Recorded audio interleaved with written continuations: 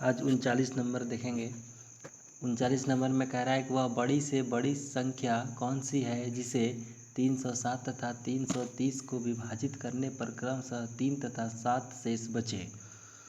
तो यहाँ पर कह रहा है कि 307 में 3 बचना चाहिए और 330 में 7 बचना चाहिए। तो 307 में हम 3 माइनस करेंगे और 330 में 7 माइनस करेंगे। तो यहाँ पर आ जाएगा 304 और 323। अब हम इसका क्या निकालेंगे? तो इसका हम निकालेंगे महत्तम समापवर्तक यानी एचसीएफ निकालेंगे। जब हम इसका एचसीएफ निकालेंगे तो आ जाएगा 19। तो इसका 19 नंबर यानी कि ऑप्शन नंबर सी इसका सही आंसर होगा।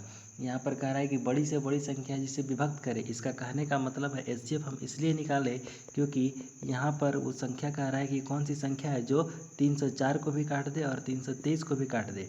तो 19 से ही 304 भी कट जाएगा और 323 भी कट जाएगा। तो इसलिए हम यहाँ पर एचसीएफ निकालें। और हमें पता है कि एचसीएफ जब भी निकलता है तो छोटा संख्या निकलता है और एलसीएम जब भी निकलता है तो बड़ा संख्या। इसलिए हम यहाँ पर एचसीएफ निकालेंगे, एलसीएम नहीं निकालेंगे। अगला क्वेश्चन है 40 नंबर। 40 नंबर में कह रहा है कि 4 अंकों की बड़ी से बड़ी संख्या कौन सी है जो 12, 15, 18 और 14 से पूर्णतः विभक्त हो। अब यहाँ पर कह रहा है कि बड़ी से बड़ी संख्या जो 12, 15 18 और 27 से पूरा कट जाए, यानी कि वो संख्या बड़ा होगा तभी तो वो संख्या 12 और 15 और 18 और 27 ये सब से कट पाएगा। तो बड़ा है तो बड़ा निकालने के लिए हमें एलसीएम निकालना होगा। तो इसलिए हम ये क्या करेंगे 12, 15, 18, 27 का एलसीएम निकालेंगे। तो एलसीएम जब निकालेंगे तो 540 आएगा। 540 आ गया। तो अब इसमें कह रहा है कि वो जो संख्या है 4 अंकों की होनी चाहिए। तो 4 अंकों की होनी चाहिए तो 540 तो हमें पता चल गया कि 540 इन संख्या से कट जाएगा। लेकिन अब वो संख्या 4 अंक का होना चाहिए था। अब हम देखेंगे कि 540 से 4 अंक की कौन सी संख्या है जो पूरा का पूरा कट रहा है। तो 999 4 अंक की बड़ी संख्या होती है। इसमें 540 से भाग देंगे तो 279 जो है शेष बच रहा है। तो शेष बच रहा है यानी कि अगर ये शेष को हम इसमें घटा दें तो वो जो बची संख्या है वही संख्या 540 से पूर्ण रूपेण कट जाएगी। तो इसलिए हम इसमें जो शेष बच रहा है उस शेष को हम 999 में घटा देंगे। तो 999 में जब 999,449 में हम जब घटाएँ तो हमारा आ गया आंसर 9720। तो यही इसका आंसर हो जाएगा ऑप्शन नंबर बी। इसको फिर से एक बार देख लेंगे। 41 नंबर में कह रहा है वो बड़ी से बड़ी संख्या कौन सी होगी जिसे 964, 1238 और 1400 को विभक्त करने पर क्रमशः 41, 31 और 51 शेष बचे। अब कह रहा है कि 964 में शेष 41 बचना चाहिए, यानी कि हम 41 माइनस कर देंगे। अब 1238 में 31 शेष बचना चाहिए, यानी 31 माइनस कर देंगे। 1400 में 51 शेष बचना चाहिए तो 51 माइनस कर देंगे। इस तरह का कई सवाल हम लोग बना चुके। जब हम इसको शेष सब्ट्रैक्ट करके जो संख्या आएगा इसका हम एचसीएफ निकालेंगे तो इसका एचसीएफ 71 आएगा। तो यहाँ पर हमने शॉर्ट मेथड से निकाला, यानी कि अगर हम इन संख्याओं को सिर्फ सब्ट्रैक्ट कर देते, यानी इसको सब्ट्रैक्ट किए यानी घटाए हैं तो 284 आया है। तो 284 ऑप्शन में नहीं है, यानी कि 244 का ही गुणज होगा। 284 को हम लिख सकते हैं 4 गुना 71, तो 71 है ऑप्शन में, तो यही 71 हो जाएगा ऑप्शन, यानी ऑप्शन नंबर बी। अगर हम इस तरह से निकालेंगे शॉर्ट में तो हम ऑप्शन का मदद लेना होगा। लेकिन अगर हम लॉन्ग मेथड में निकालें ब्रैकेट में करके तब हम उसमें एग्जैक्ट आंसर आएगा और थोड़ा लॉन्ग पड़ेगा। अब 42 नंबर, वह छोटी से छोटी संख्या कौन सी है जो पूर्ण वर्ग हो तथा 3, 4, 5, 6, 8 में से प्रत्येक में से पूर्णतः विभक्त हो। अब यहाँ पर कह रहा है कि वो संख्या निकालना है जो 3, 4, 5, 6 और 8 से पूर्णतः तो कटे, लेकिन वो संख्या कैसा होना चाहिए? पूर्ण वर्ग होना चाहिए। तो पहले हम देख लेंगे कि 3, 4, 5, 6, 8 से कौन सी संख्या कट रहा है पूरा। तो हम इसका एलसीएम निकालें तो 120 आ गया, यानी 120 इन सब संख्या से पूरा कट जा रहा है। तो 120 तो पूर्ण वर्ग है नहीं, तो 120 को हम गुना करेंगे और ऑप्शन से मिलाएंगे कि कौन सा ऐसा संख्या है जो 120 से कट रहा है। तो हम देख रहे हैं कि 3600 जो है वो 120 से पूरा का पूरा कट रहा है और 3600 एक पूर्ण वर्ग भी है। अगर हम 60 को 2 बार गुना करेंगे, 60 गुना 60, तो एक पूर्ण वर्ग आ जाएगा 3600 आ जाएगा। तो यही हो जाएगा 3600 इसका ऑप्शन, यानी कि ऑप्शन नंबर डी इसका सही उत्तर है। 43 नंबर, 43 नंबर में कह रहा है कि 10,000 के समीपन कौन सी संख्या है जो 3, 4, 5, 6, 7, 8 में से प्रत्येक से पूर्णतः विभक्त हो। यानी कि यहाँ पर इस बार दे दिया है कि 1000 के करीब करीब संख्या हमें पता करना है जो इन सभी संख्या से कट जाए। तो हम इसका एलसीएम निकाल लेंगे तो हमें पता चल गया कि 120 इसका एलसीएम है। अब 120 से 10,000 में डिवाइड करेंगे यानी कि भाग देंगे, तो भाग देंगे तो 40 शेष पर बच रहा है। यानी कि अगर हम इसमें से 40 घटा दें तो वो संख्या पूरा का पूरा कट जाएगा किससे, 120 से। तो इसमें हम 40 घटा दिए तो ये आ गया 9,960, लेकिन ये ऑप्शन में नहीं है। तो अब हम देख रहे हैं कि ऑप्शन में, अच्छा अगर हम यहाँ पर 40 में अगर हम और जोड़ दें 80 तो वो क्या हो जाएगा 120। अगर यहाँ पर 40 शेष बच रहा है, अगर यहाँ पर और अगर 80 जोड़ दें, यहाँ पर अगर और हम 80 अगर हम जोड़ दें तब वो क्या हो जाएगा, पूरा का पूरा 120 से कट जाएगा। यानी कि 40, 80, 120 हो जाएगा, यानी कट जाएगा। तो हम 40 में 80 जोड़ रहे हैं, यानी कि अब हम इसमें कितना जोड़ेंगे 80, यानी कि ये 10,000 में 80 और होता तब वो संख्या पूरा का पूरा 120 से कट पाता। तो यानी कि 10,000 में 80 जोड़े तो आ गया 10,080, और ये देख रहे हैं कि ऑप्शन में है, इसलिए ये हो जाएगा डी नंबर, इसका ऑप्शन सही होगा। बहुत से ऐसे सवाल आएंगे जहाँ पर कि हमें ऑप्शन की मदद से ही बनाना होगा। अब 44 नंबर में दिया हुआ संख्या है और कह रहा है कि इसका महत्तम समापवर्तक निकालना है। तो हमें पता है कि महत्तम समापवर्तक निकालने के लिए कि संख्या क्या होना चाहिए, कॉमन होना चाहिए, यानी कि जितने भी दी गई संख्या है उसमें कॉमन होना चाहिए। तो हम यहाँ देखेंगे कि कॉमन क्या क्या है, 2, 2, 2, यहाँ पर सब में कॉमन है। और अब देखना है कि 2 का जो सबसे छोटा पावर होगा वही उसका आंसर होगा। तो यहाँ पर देखिए 2 पर पावर 3 यानी कि ये बड़ा है, 2 पर पावर 2 ये उससे छोटा है, और 2 यानी ये उससे भी छोटा है, यानी कि सबसे छोटे वाले को लेना है। तो ये तीनों में कॉमन आ गया तो हम लेंगे सिर्फ 2 को, 2 ले लिए। अब 3 को देखेंगे तो 3 यहाँ भी है, 3 यहाँ भी है, 3 यहाँ भी है। अब हम सबसे छोटा पावर देखेंगे तो सबसे छोटा पावर सिर्फ 3 यहाँ पर है तो हम 3 ले लिए। अब 5 देखेंगे तो 5 यहाँ भी और यहाँ भी है, लेकिन सबसे छोटा पावर, तो छोटा पावर तो यहाँ 3 है, यहाँ पर पावर 2 है, यहाँ 4 है, यानी कि छोटा पावर ये है। तो हम ले लिए 5 पावर 2। अब 7 यहाँ है लेकिन यहाँ नहीं है, इसलिए हम 7 को नहीं लेंगे। तो हमारा जो एचसीएफ हो जाएगा यही एचसीएफ हो जाएगा, यानी कि ऑप्शन नंबर ए इसका सही उत्तर होगा। अब 45 में भी वही है कि दी गई संख्या का लघुत्तम समापवर्तक निकालना है। तो इस बार हमें लघुत्तम निकालना है, यानी कि एलसीएम निकालना है। तो एलसीएम निकालने के लिए हमें पता है कि वो संख्या कॉमन हो या ना हो, लेकिन फिर भी उस संख्या को हम लिखेंगे, लेकिन उस संख्या में भी क्या होना चाहिए, जो कॉमन संख्या हो उसका बड़ा पावर लेना है। तो इसमें देख रहे हैं कि 2 यहाँ भी है, यहाँ भी है, यहाँ भी है, कॉमन तो है, लेकिन इसका सबसे बड़ा पावर, तो सबसे बड़ा पावर ये है 2 पर पावर 4, तो हम लेंगे 2 पर पावर 4। अब 3 देखिए यहाँ है, यहाँ है, यहाँ भी है। अब 3 पर पावर सबसे बड़ा कौन है, तो 3 पर पावर 3 बड़ा है, तो 3 पर पावर 3 ले लेंगे। 5 यहाँ है, यहाँ है, यहाँ है, तो 5 पर पावर सबसे बड़ा क्या है, 5 पर पावर 4, तो 5 पर पावर 4 ले लिए।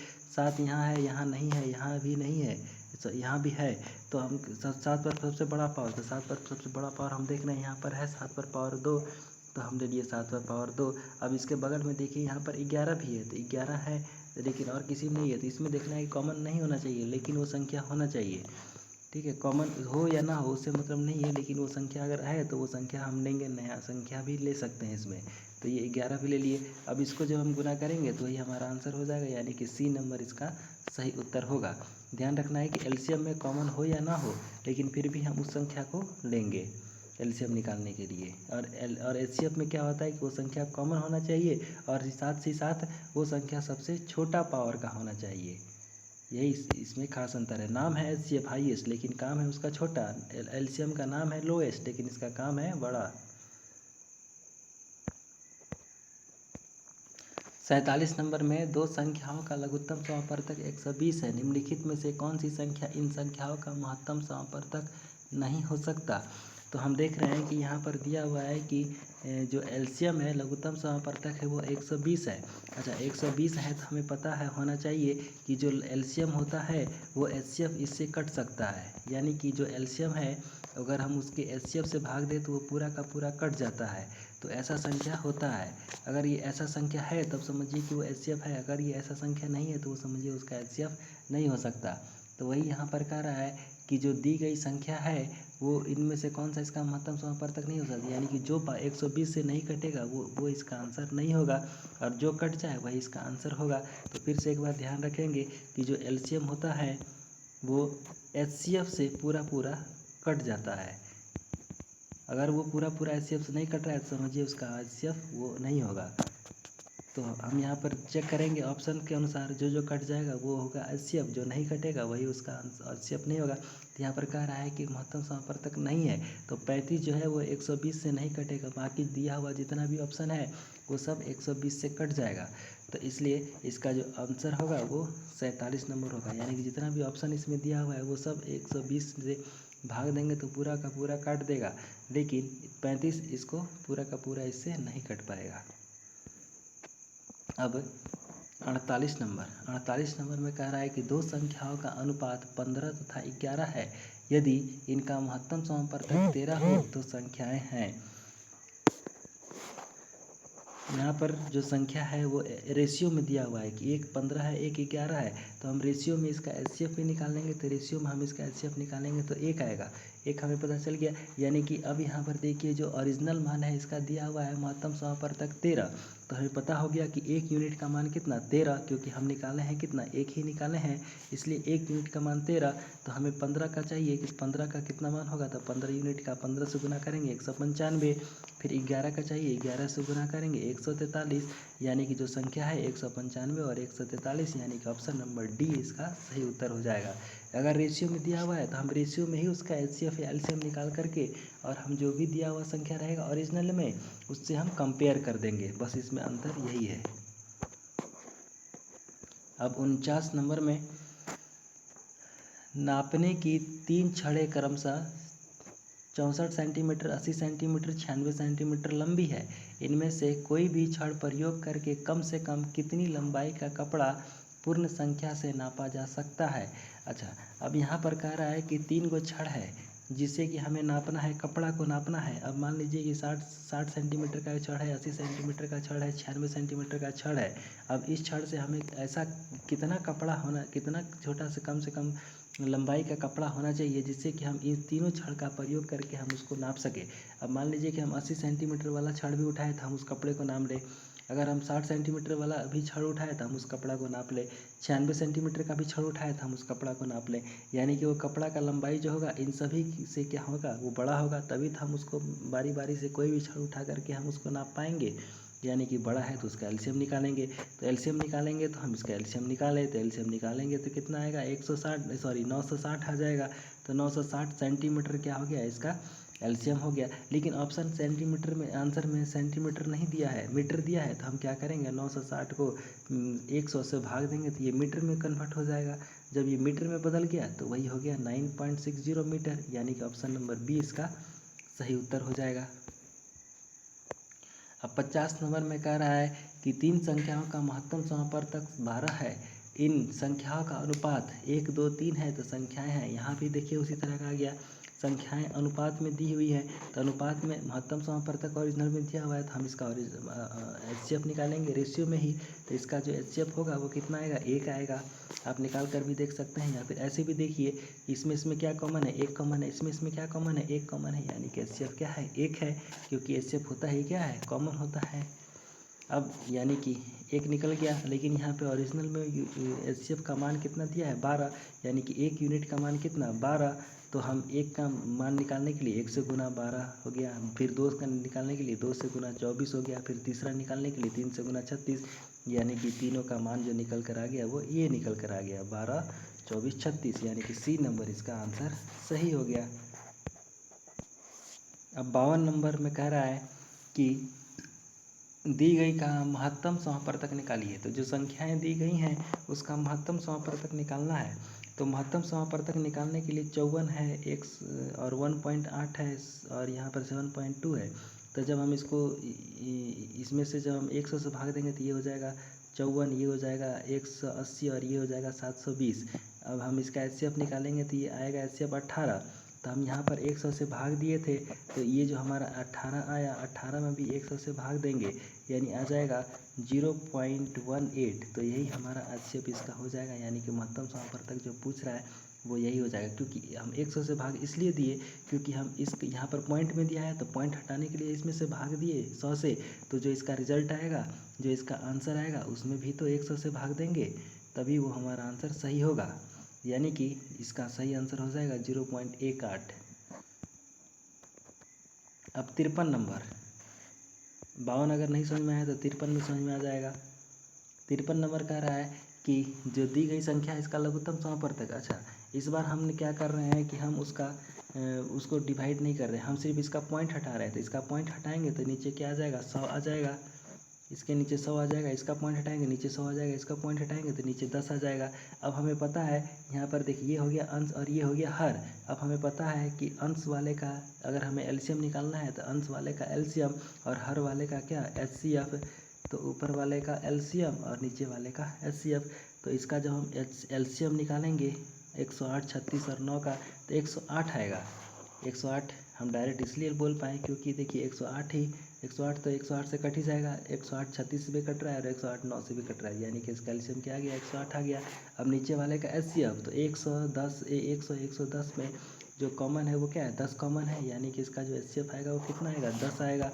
तो इसका जो एचसीएफ आ गया वो 10 आया और इसका एलसीएम 108 आया। अब इसको जब सॉल्व करेंगे तो 10.8, यानी कि जो इसका ओरिजिनल वैल्यू है वो ये हो गया। तो हम दोनों तरफ से किसी भी मेथड से निकाल सकते हैं, वो अपने अपने पर है कि कौन सा मेथड हमको ज़्यादा समझ में आया। तो यही मेथड हमको लग रहा है कि ज़्यादा इजी लग रहा है, बशर्ते इसमें जो है फार्मूला और तरीका याद होना चाहिए। 53 नंबर में 54 नंबर में देखेंगे, 54 नंबर कह रहा है निम्नलिखित जोड़ों में कौन सी संख्या है अभाज्य संख्या है। अभाज्य संख्या है मतलब को प्राइम, और को प्राइम का मतलब हमें पता है कि उसके बीच में जो है जो कॉमन होना चाहिए वो एक ही संख्या कॉमन होनी चाहिए। तो 17 और 25, 17 और 25 में ही हम देख रहे हैं यहाँ पर कि जो कॉमन है वो एक है, क्योंकि 17 किससे किससे हो सकता है, 1 गुना 17 हो सकता है। 25 किससे हो सकता है, तो ये 5 गुना 25 हो सकता है। तो देखिए इसमें कोई कॉमन नहीं आ रहा है, तो इससे एक तो कॉमन आ रहा है, 25 गुना 25 भी तो हो सकता है, 25 गुना 1 भी तो हो सकता है। तो इसलिए यहाँ पर देखिए कि 17 का हम लिखे थे 1 गुना 17 और 25 का हम लिख रहे हैं 1 गुना 25। तो देखिए एक ही कॉमन संख्या आ रहा है और तो कोई आ नहीं रहा है, तो यही क्या हो गया, को प्राइम, जिसको हिंदी में हम बोलेंगे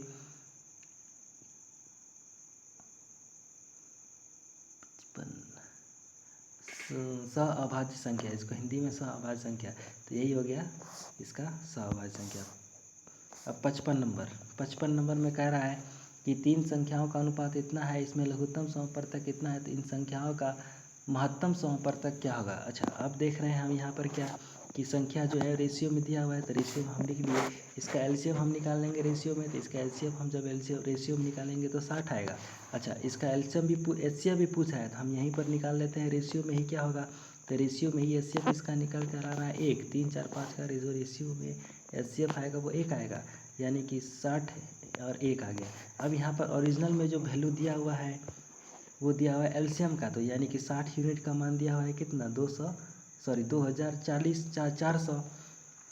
तो 1 यूनिट का मान, यानी अब हमें एचसीएफ चाहिए, तो 1 यूनिट एचसीएफ का मान 1 है, तो 1 यूनिट का मान कितना हो जाएगा, 2400 में, यानी 2400 में 60 से भाग देंगे तो यानी कि 40, तो 40 ही हमारा क्या हो जाएगा, एचसीएफ हो जाएगा, यानी कि ऑप्शन नंबर ए इसका सही उत्तर होगा।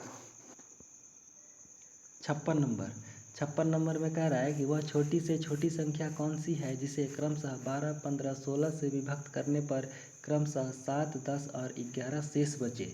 अच्छा, यहाँ पर देखिए कह रहा है कि 12 में 7 बचे, 15 में 10 बचे और 16 में 11, यानी कि इसका हम अंतर लेंगे तो 5 5 5 5 का अंतर आ गया, यानी कि अंतर सेम आ गया। अब वो संख्या कौन सी है जो 12 और 15 और 16 से भी कट जाए, तो यानी कि हमें एलसीएम निकालना है, क्योंकि वो संख्या क्या होगा, बड़ा होगा, तभी तो वो 12 से भी कट रहा होगा, 15 से भी कट रहा होगा और 16 से भी कट रहा होगा। तो बड़ा है, तो बड़ा के लिए हम एलसीएम निकाले तो 240। अब 240 में हर एक में कॉमन क्या आया था, घटाने पर 5 घटाया था, तो इसलिए हम इसमें 5 घटा दिए। इसमें ये नहीं करना है कि 12 में 7 घटा करके जो आया उसका एलसीएम निकालेंगे, नहीं, इसमें ध्यान देना है जब भी एलसीएम की निकालने की बात आए तो जो भी उसमें कॉमन आएगा वही सेम कॉमन आएगा। आप सोच रहे होंगे कि यहाँ 5 है, यहाँ पर 4 आ जाता, तब नहीं, ऐसा संख्या ही नहीं आएगा कि जहाँ पर कि अंतर अलग अलग हो, यहाँ पर अंतर हमेशा बराबर होगा। 5 5 5 का है, 6 6 6 का है तो 6 6 का ही होगा, यानी कि हमेशा अंतर जो है वो सेम होगा। तो जो भी अंतर सेम आएगा वही हम क्या करेंगे, इसमें घटा देंगे, यानी कि जो हमारा ओरिजिनल वैल्यू है वो 235, इसका आंसर सही होगा। 57 और लास्ट नंबर में कह रहा है कि वह कौन सी संख्या सबसे बड़ी संख्या है जिसके द्वारा 3026 तथा 5053 को भाग देने पर शेष क्रमशः 11 और 13 होंगे। तो यहाँ पर देखिए वो बड़ी संख्या पूछ रहा है जो कि इसमें भाग देना है, यानी कि उस संख्या से हमें इसमें भाग देना है और उस संख्या से इसमें भाग देना है। तो वो संख्या छोटा होगा तभी तो हम इसमें और इसमें भाग दे पाएंगे। तो छोटा यानी कि एचसीएफ हमें निकालना है, हमें पता चल गया। जब एचसीएफ निकालना है तो शेषफल बचना चाहिए 11, तो इसमें 11 घटा देंगे तो इतना आ गया। इसमें 13 शेषफल बचना चाहिए तो हम इसमें 13 घटा देंगे तो आ गया इतना। यानी कि अब हम जो बचा हुआ संख्या है घटाने के बाद अब हम उसका एचसीएफ निकालेंगे। तो जब हम इसका एचसीएफ निकालेंगे तो हमारा इतना लंबा प्रोसेस होगा और प्रोसेस के बाद जो आंसर आएगा वो आएगा 45। तो 45 इसका आंसर सही होगा। और यहीं पर ये जो एलसीएफ और एलसीएम का जो सवाल है वो ख़त्म हो गया। Thank you.